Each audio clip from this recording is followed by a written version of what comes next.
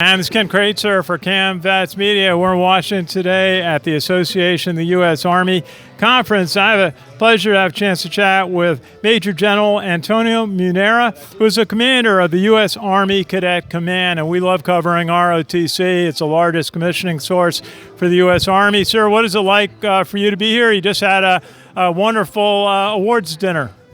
Yeah, so this was an awesome experience today. Not only did we have cadets, junior ROTC cadets and senior ROTC cadets who are thinking about what they're going to do in the Army, but we also welcomed in our Hall of Famers, those that have served for many years either in the service, whether it's the Army or other services, and continue to serve, and we could recognize the things that they've done for our nation.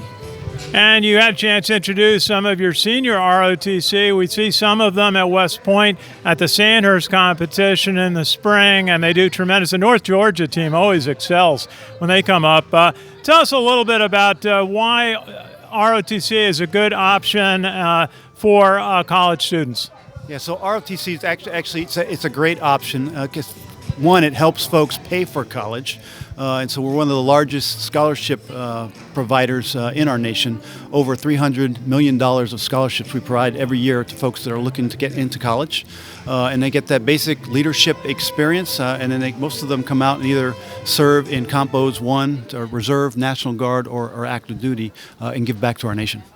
And tell us a little bit about some of the branches that the graduates of the programs when they commission. This morning we talked a little bit about the cyber branch with some of the Army officials. Tell us a little bit about some of the places that your graduates go on to serve.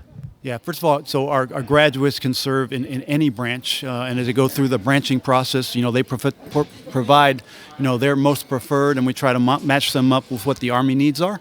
But they can go in anything from nursing to cyber to those branches that you always think of, like, infantry, armor, field artillery. Absolutely, and also you had delegations of junior ROTC students here today. Great to see that. We're working on STEM education with some programs in the New York area. Tell us a little bit about junior ROTC for the Army. Yeah, no, thanks for that question. So I'm just really excited about our junior ROTC programs. From an Army perspective, we got 1,716 junior programs throughout the nation.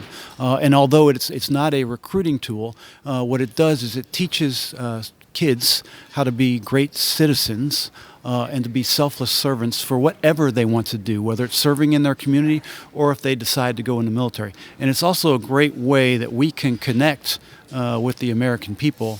As they see the junior ROTC programs and the great things they do for the community, it reflects back on the great things that the Army does for the nation.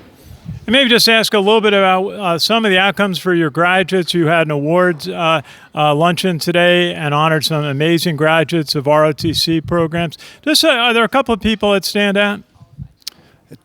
So there's a bunch that stand out. We were able to highlight one cadet from the University of Minnesota who represented their program and the great things that they are doing up in Minnesota. Very good. And sir, if you would just tell us a little bit about your path in the U.S. Army.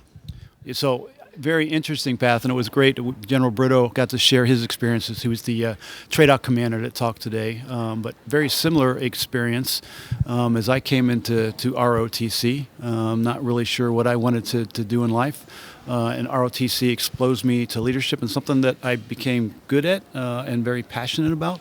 But really, when I graduated from college, it was like many of us and many of the Hall of Famers that you saw today. It was, hey, I'm going to serve for a few years, see what it's like, and then maybe go back and do what my major was in. And then we all found after 4 to 8 years that we really enjoyed serving our nation. I think most of us just really enjoyed working with young soldiers. And for us, it's all about making them better than they thought they could be. And so that's why I continue to serve, and it really started with with ROTC. And we've enjoyed working with the Providence College Patriot Battalion up in Rhode Island, and we lament the loss of Gary Fortunato, who was a Command Sergeant Major of that program, longtime veteran of the U.S. Army, and he always enjoyed going to Fort Knox for the summer training programs.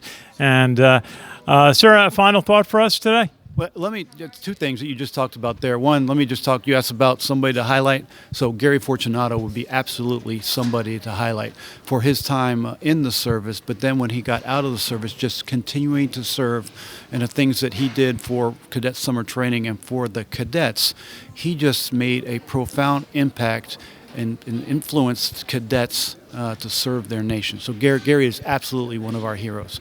And you talked about cadet summer training. What a fantastic experience. One of the things that we try to do is we make sure you go through a cadet experience that cadets experience the same things that basic trainees would experience, so they have that confidence. But they also, it's really a leadership lab in developing leaders. So cadet summer training, 10,000 cadets every year come to Fort Knox, Kentucky, and we train them for about 4 months to get them ready to go into the Army. Absolutely amazing. Major General Antonio Munera, Commander of the U.S. Army Cadet Command out of Fort Knox, Kentucky. Great to see you, and thank you for your service to our country. All right, thank you. Our pleasure. This is Ken Kraetzer for CAMMVETS Media in Washington, D.C.